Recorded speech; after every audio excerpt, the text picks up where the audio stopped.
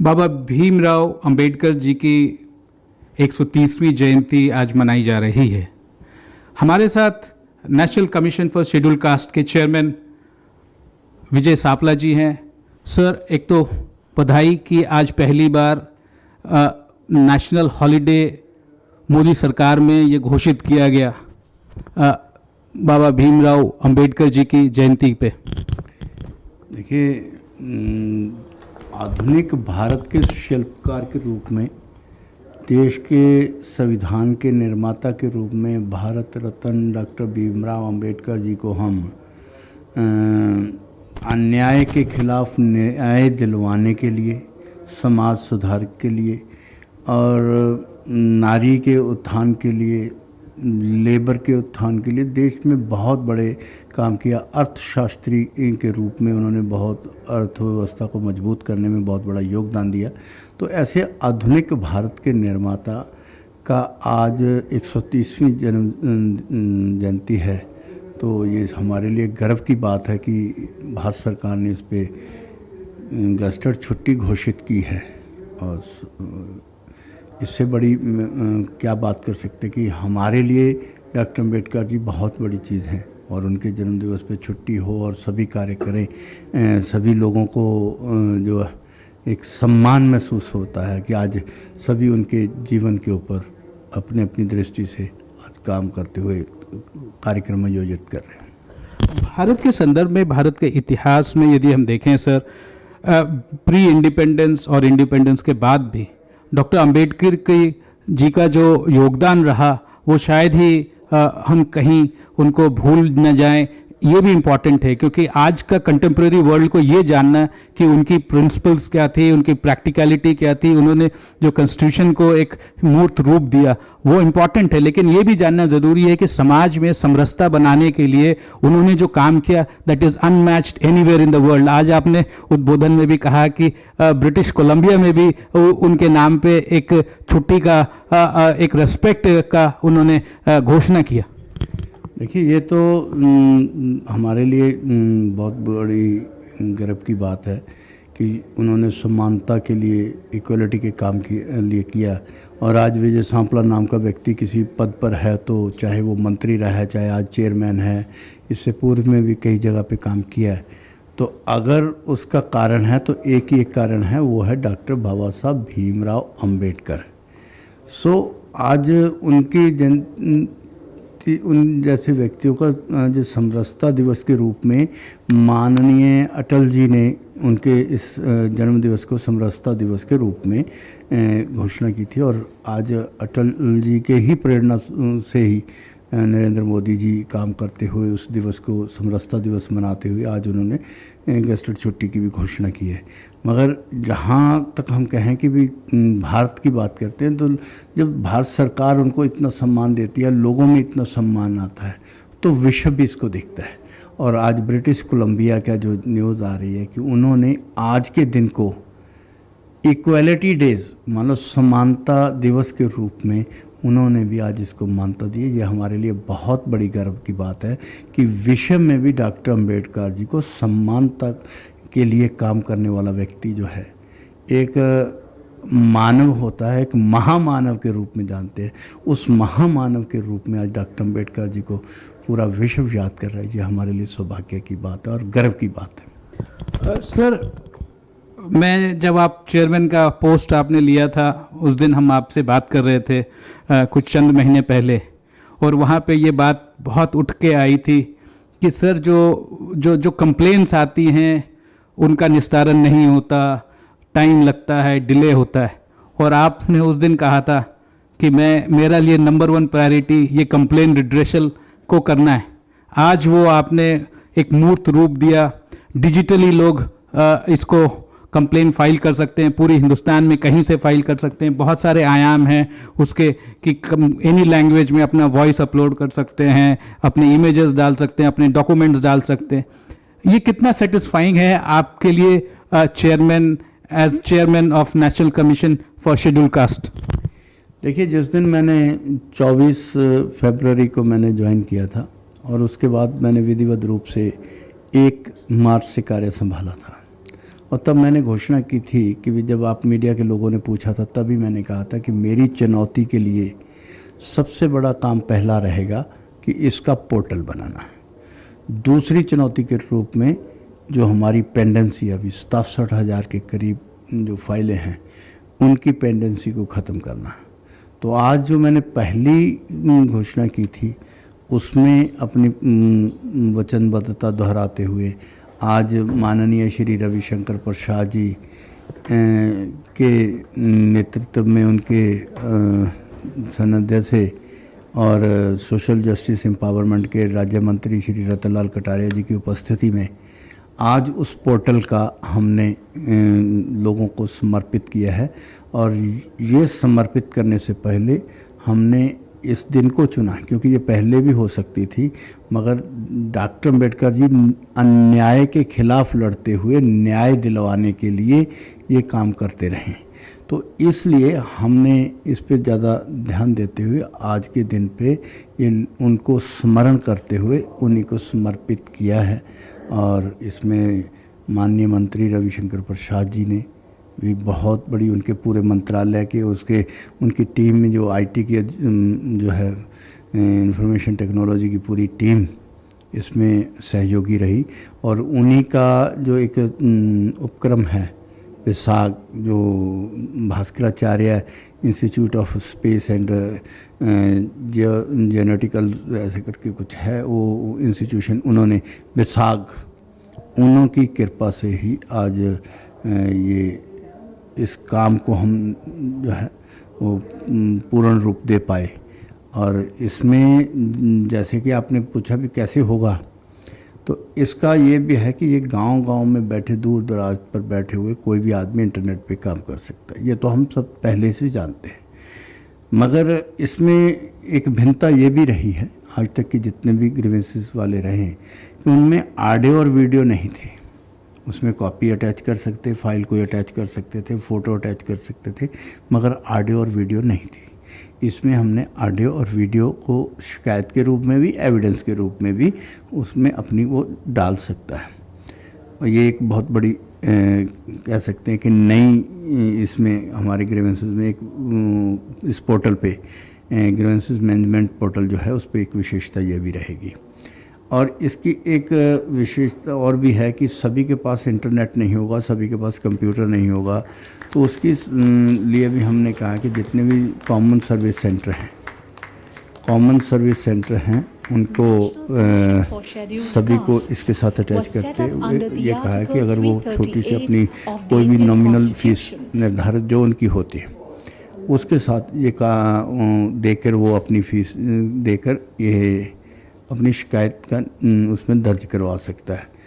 और इसमें एक और विशेषता भी है कि बाकी जब हम मैनुअल काम करते थे कि किसकी कंप्लेंट कहाँ पड़ी है और किसकी कंप्लेंट का स्टेटस क्या है हमें किसी को मालूम नहीं होता था।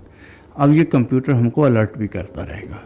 अगर हमने किसी को 15 दिन में जवाब देने के लिए कहा है तो वो जवाब नहीं देता, संबंधित विभाग नहीं देता है, तो फिर वो अलर्ट हमें नोडल ऑफिसर्स को और संबंधित डायरेक्टर को जो समस्या को देख रहा है उसको अलर्ट जाएगा और अलर्ट से वो पता कर पाएगा कि किसका क्या स्टेटस है। अगर किसी का जवाब भी आता है तब भी वो उसको देगा ताकि उसको जो शिकायत कर्ता की समस्या का जल्द निवारण तो होगा ही, इसमें हमारे अधिकारियों को भी इसकी सुविधा मिलेगी। और ये अपने रूप आपस में एक नई हमने प्रयास भी किया जिसमें हमें आशा कि हम सफल होंगे। सर, ये वेब पोर्टल आना एक इम्पॉर्टेंट है, लेकिन उससे भी बड़ा इम्पॉर्टेंट ये है कि आप गांव-गांव में भारत के किसी भी हिस्से से लोग अपना कंप्लेन इस पे अपना रजिस्टर कर पाएंगे और उनको विश्वास होगा कि आप दे रहे हैं कि उनकी सुनवाई होगी और उनको आगे निस्तारण, उनके कंप्लेन का निस्तारण होगा। ये डिजिटल इंडिया जो प्रधानमंत्री जी का जो सपना है और जो अंत्योदय का जो उनका सपना है उसमें ये कितना कारगर होगा? Justice delayed is justice denied, we have been hearing this for long time. देखिए, इसी का ही समाधान हम कहें कि ये पोर्टल होगा। जस्टिस डिले और जस्टिस डिनाई का मतलब जो होता है कि देर से होना, तो मैंने जितना भी इस पोर्टल को कोशिश की है कि जिसमें कोई डिले नाम की चीज़ ही ना हो, तो डिनाई का शब्द उसमें से ख़त्म हो जाए। तो इसलिए जो प्रधानमंत्री जी का विज़न भी है कि हर एक तक पहुंचाना, कम से कम खर्चे में ज़्यादा से ज़्यादा सुविधाएं पहुंचाना, और आम जन को इधर उधर के भटकने की बजाय सिर्फ एक ही जगह कंप्लेंट डालो और सारा उसकी शिकायत का निवारण काम देखने का काम उसके बाद कमीशन का रहता है। तो ये एक बहुत बड़ी उनका विज़न भी है, और प्रधानमंत्री जी के विज़न को कार्यान्वित करने में रविशंकर प्रसाद जी जो लगे, उनकी आधुनिक प्रणाली काम कर रही है, पूरे देश में सभी विभागों में कर रही है। तो उसमें उनके मंत्रालय के सभी लोग इसमें भी सहयोग कर रहे हैं। ये अपने आप में बड़ी चीज़ है। तो इसका मतलब है कि सरकार चाहती है, भारत सरकार का एक विज़न ये भी है कि सरकार को जवाबदेह भी बनाना है और उसको जिम्मेवार भी बनाना है, रिस्पॉन्सिबल एंड आंसरेबल। जब आप रिस्पॉन्सिबिलिटी समझते हैं तो आपको जो है जवाब देने के लिए भी उसको आसानी, फिर आप अपने आप कार्य करने के लिए तैयार भी रहते हैं। तो इसलिए हमने रिस्पॉन्सिबिलिटी और आंसरेबिलिटी जो है उसके लिए काम, इसमें जो पोर्टल है हमारा काम करेगा और जल्द न्याय मिलेगा, और उसमें जस्टिस डिनाई तो नहीं होगा। तो इसलिए इसमें जो प्रधानमंत्री जी के विज़न को लेकर ही हम आगे बढ़ेंगे, और इसका लोगों को कम समय में ज़्यादा से ज़्यादा सुविधा दे, ऐसे हमारा प्रयास रहेगा। Sir, social justice and empowerment ministry एक नोडल मिनिस्ट्री है केसेस को देखने के लिए। क्या उनका भी आप सहयोग लेंगे या उनके साथ कोई तालमेल है, या कैसे वो वर्कआउट करेगा? देखिए, सहयोग लेने के रूप में तो हम सभी मंत्रालयों से लेंगे, मगर सामाजिक न्याय व अधिकारिता तो सीधे रूप से हमारे कमीशन से जुड़ा हुआ है। हमारी गतिविधियों को देखने का काम भी, जिसमें हम कह सकते हैं कि एक समानांतर काम करने के लिए भी एक दूसरे के सहयोगी के रूप में भी हम काम करते हैं। तो इसमें तो सभी योजनाएं विशेष रूप से तो देखी भी सामाजिक न्याय व अधिकारिता से जाती हैं, और इसलिए उनके सहयोग की तो बहुत बड़ी भूमिका रहेगी, और हम सभी का सहयोग लेके आगे बढ़ेंगे। सर, एक सवाल ये आता है कि ऑनलाइन जो कंप्लेन फाइल करते हैं या पोस्ट से भेजते हैं या ईमेल से भेजते हैं, ये सबका सेग्रीगेट एक साथ इकट्ठा करके फिर आप उसमें आपने बताया कि उससे आप एक एक केस के बारे में हम जानकारी रख पाएंगे और मल्टीप्लिसिटी नहीं होगी, और जो डबलिंग और ट्रिपलिंग होगी वो उससे भी आप शायद अब उससे बच पाएंगे, या सिर्फ अब ऑनलाइन ही कंप्लेन फाइल होगी आगे से? देखिए, ऐसा नहीं है कि ऑनलाइन ही, जो लोग अभी भी डाक राही भेज रहे हैं या व्यक्तिगत रूप से आ रहे हैं या कोई मेल से भेज रहा है या कोई टोल फ्री नंबर पे नोट करा रहा है, वो सभी एज इट इज़ चलती रहेंगी। हाँ, ऐसा भी हो सकता है कि एक ही कंप्लेंट को सभी से जोड़ा जा सकता, वो टोल फ्री पे भी हो सकता है, वही कंप्लेंट वो मेल पे भी हो सकती है, डाक राही भी हो सकती है। तो इसलिए जब हमारा कंप्यूटर उसको रजिस्टर्ड करेगा, तो जैसे ही वो नाम एड्रेस वगैरह होंगे तो टैली होगा, डबलिंग होगी, डुप्लीकेट आ जाएगा, तो अपने आप एक ही कंप्लेंट को वो जो है रजिस्टर्ड करेगा, जिसमें ज़्यादा से ज़्यादा उनके पास एविडेंस होंगे, उसी को रख के एक ही फाइल नंबर पे सभी को अटैच करेंगे। तो ये मैं मानूं कि जैसे आज जो डाक से या ईमेल से या आज वेब पोर्टल के अलावा जो कंप्लेंट्स आ रही थी, उनको भी आप कंप्यूटर सिस्टम में चढ़ाते हैं और उनका भी एक नंबरिंग होता है और प्रोसेसिंग उस डिजिटल भी एक सीमित रूप से होता था, अब ये ऑनलाइन पूरी प्रणाली उसमें आ जाएगी? बिल्कुल, ये पहले भी कंप्यूटर से होता था, क्योंकि अलग अलग तरह से कंप्लेंट्स आती थी और कंप्यूटर अपने आप उसको देखता था और उसी फाइल के साथ अटैच कर देता था। आज भी उसमें पोर्टल भी जो है वो भी अपने आप उसमें जुड़ जाएगा। ये जो कंप्लेंट्स हैं, इनको देखने के लिए फोरसाइट और ओवरसाइट के लिए आपने डायरेक्टर लेवल का ऑफिसर को नियुक्त या उनको रिस्पॉन्सिबल किया है। इससे कितना इफेक्टिव डिलीवरी होगी जस्टिस की या प्रोसेसिंग की? निस्संदेह कि एक रिस्पॉन्सिबल ऑफिसर जो है वो अपने सेक्शन में काम करवाएगा। जब उनको अलर्ट आएगा कि इस फाइल का क्या हुआ, तो वो अपने सेक्शन से पूछेगा, उस सेक्शन ऑफिसर से पूछेगा कि ये अभी तक क्यों डिले है। तो निस्संदेह कि अब कोई भी होता है तो पहले क्या था कि भी सभी जगह अलग अलग काम बटा होता, इतना था कि प्रेशर भी इतना था इसमें, क्योंकि स्टाफ की कमी तो सभी जगह पे है। तो इसमें हमारे पास भी स्टाफ की कमी है जिसको जल्द हम भरने जा रहे हैं। उसमें इस कारण जो बहुत सारी अनियमितताएँ होती थी, बहुत सारे काम इधर उधर रह जाते थे। अब जो है रिस्पॉन्सिबिलिटी, क्योंकि डायरेक्टर बैठा, एक नोडल ऑफिसर रहेगा, वो हमेशा उसको डायरेक्टर को, संबंधित डायरेक्टर को ये अलर्ट भेजता रहेगा कि आपने ये नहीं किया, ये नहीं किया, ये नहीं किया।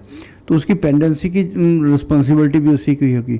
तो निस्संदेह कि ऑफिसर चाहेगा कि हर कोई चाहेगा कि मेरी पेंडेंसी ना रहे। तो उसमें ये एक जो पोर्टल है वो बहुत बड़ा सहयोग करेगा। सर, कमीशन के लिए एक कंप्लेन ये आती है कि कमीशन दूर दूर तक हिंदुस्तान के डिफरेंट कोने में उनकी प्रेजेंस शायद थोड़ा कम दिखती है। क्या आपको लगता है कि वो फिजिकल प्रेजेंस ऑफ कमीशन और कमीशन के जो डिपार्टमेंट्स हैं या कुछ ऑफिसेज हैं या छोटे नोडल ऑफिसेज हैं, वो शायद थोड़ा उस पर भी आप ध्यान देंगे कि बढ़ाया जाए? देखिए, वो सब करेंगे, मगर आज के पोर्टल से कमीशन की आपको प्रेजेंस कम नहीं, हर घर में दिखेगी। हर घर में, जब आईटी का जो युग में यही फ़ायदा है कि अब जो है इस पोर्टल के माध्यम से हमारी प्रेजेंस हर घर में दिखेगी। देश के कोने कोने में आप ढूंढ रहे थे, अब ढूंढने की ज़रूरत नहीं, अपने आप आपको दिखाई देगा। एक आखिरी सवाल सर, महिलाओं और लड़कियों के बारे में ये केसेस आपने भी पढ़ा होगा, ये आता रहता है कि पुलिस उनके केसेस को सुनती नहीं है या एफआईआर दर्ज नहीं करती, चाहे रेप के हो चाहे और उससे रिलेटेड केसेस हो।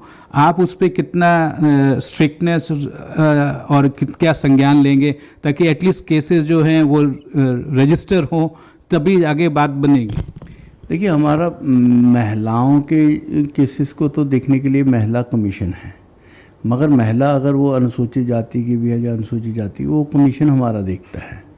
तो इसलिए हमारा तो ये पोर्टल के माध्यम से तो अलर्ट, हमने कहा कि अब वो चीज़ देरी नाम की चीज़ नहीं होगी। अब इसको नेक्स्ट फेजेस में हम जल्द ही इसमें तंत्र में क्या तब्दीली कर सके कि हर ज़िले का एसएसपी इसके लिए रिस्पॉन्सिबल हो कि ये क्यों नहीं हुआ।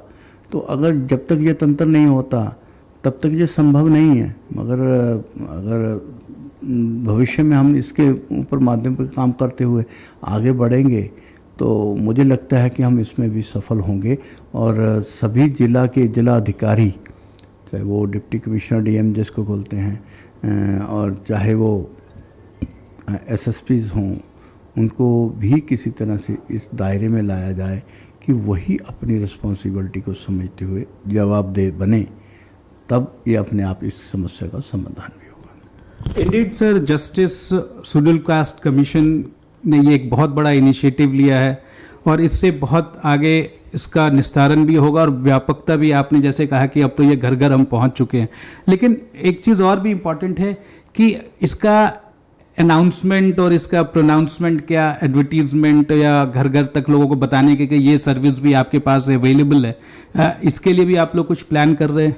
देखिए, इसके माध्यम जो एडवर्टाइजमेंट का जो सरकारी तंत्र होता है वो काम करेगा, और उसके माध्यम से चाहे वो ऐड है या किसी भी तरह से वो काम करने के लिए वो सरकारी सुविधाएं जो मिलती, प्रावधान रहते हैं, उसके माध्यम से भी करेंगे।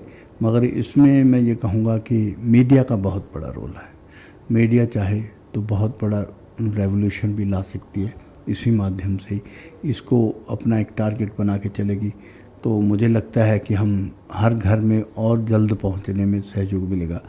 अगर सो इसमें अंत तक तो यही कहूँगा कि मीडिया का ही बहुत बड़ा रोल रहेगा लोगों को इस पोर्टल के साथ जोड़ने में।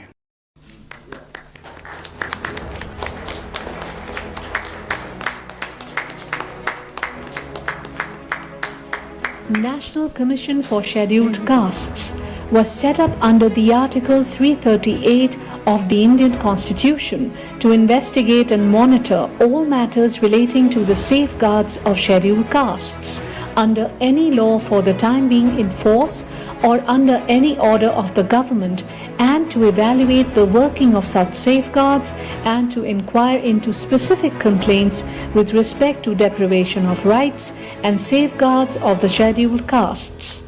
Existing system of filing the complaints by aggrieved citizens had to be done by either sending applications via post or by visiting their respective state offices or New Delhi headquarters for filing their complaint. The NCSC Grievance Management Portal launched today is intended to enable people from scheduled castes to file their complaint online and get them addressed.